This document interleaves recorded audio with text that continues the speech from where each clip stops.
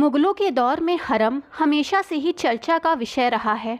हिंदुस्तानी हो या विदेशी, हर किसी को हरम के बारे में जानने और उसे समझने की दिलचस्पी बनी रही। भारत पहुँचे कई विदेशी यात्रियों ने अपने संस्मरण में हरम के कई राज भी खोले। इतालवी यात्री मनुची उन चुनिंदा लोगों में से एक थे जिन्हें हरम में जाने का मौका मिला।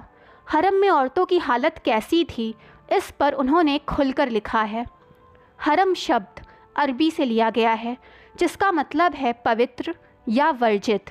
इसकी शुरुआत हिंदुस्तान में मुग़ल साम्राज्य की नींव रखने वाले बाबर के दौर से हुई। बाबर ने मात्र 4 वर्ष के शासन काल में हरम को उस प्रकार तैयार किया जो कोई और नहीं कर सकता था, और इसे इतिहास में दर्ज कर लिया गया। हरम को व्यवस्थित रखने और इसका दायरा बढ़ाने का काम बाबर के पोते अकबर ने किया। हरम में महिलाओं के कई समूह होते थे। इसमें शाही परिवार की महिलाएं, बादशाहों की रखैल, उनका ध्यान रखने वाली स्त्रियां और हरम की देखभाल करने वाली स्त्रियां शामिल होती थीं।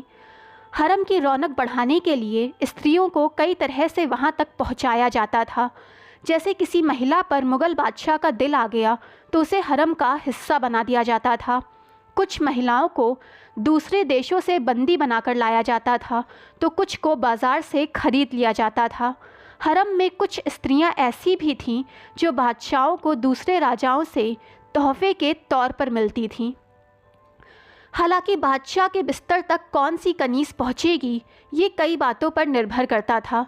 इसके लिए उसे खूबसूरत होने के साथ साथ नृत्य में पारंगत होना भी ज़रूरी था। मनुची लिखते हैं कि हरम में औरतों की ज़िंदगी के कई पहलू थे।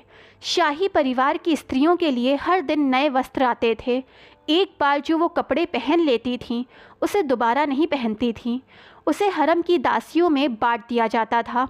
शाही परिवार की औरतों का जीवन राजसी होता था। वो दिन में फव्वारों और रात में आतिशबाजी का आनंद उठाती थीं। किस्से कहानियों में व्यस्त रहती थीं। तीरंदाजी करना और गज़लों को सुनना उनको बहुत पसंद था।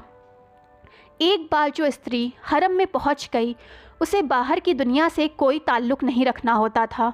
उसे बाहर जाने पर पाबंदी थी।